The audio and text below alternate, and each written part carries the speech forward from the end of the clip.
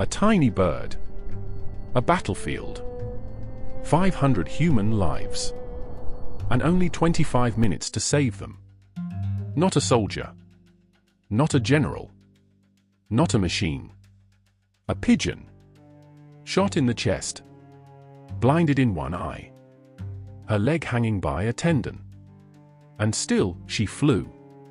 This is the true story of Cher Ami, the messenger pigeon who crossed hell itself and refused to die. Pigeons don't look heroic. You see them in city streets, eating scraps. Perched on rooftops. Ignored. But in 1918, pigeons were lifelines. During World War I, radios failed constantly. Wires were cut.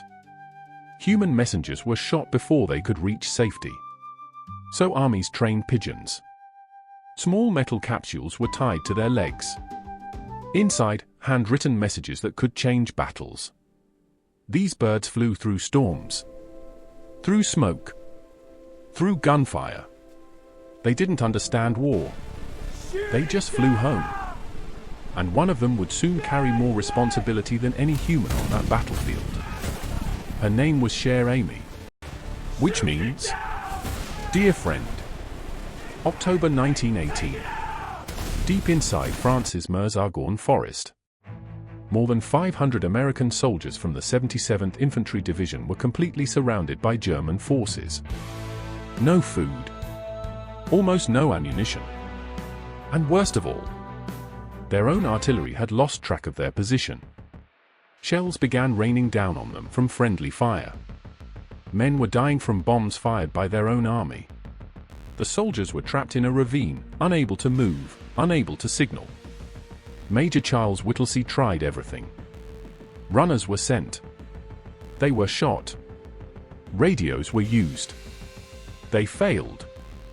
Then he turned to the pigeons. One by one, birds were released. One by one. They were shot out of the sky. Until only one remained. Cher Ami. A small metal capsule was attached to Cher Ami's leg. Inside it was a desperate message. We are along the road parallel to 276.4. Our own artillery is dropping a barrage directly on us. For heaven's sake, stop it. She was released into chaos. Gunfire cracked through the air. German soldiers immediately spotted her. They opened fire. Cher Ami was hit in the chest. Her eye was destroyed.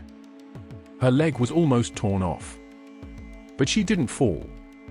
She kept flying. Wings pumping through smoke and storm. Blood on feathers. Wind tearing at her body. Every instinct in her tiny frame screamed survival. And still she flew. 25 miles. In 25 minutes. Across burning forests.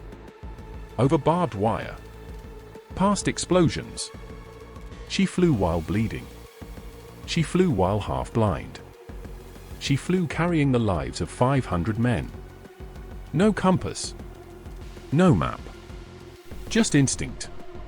Just heart. Think about that. A creature weighing less than a loaf of bread. Flying farther and faster than wounded soldiers ever could. Animals don't get medals.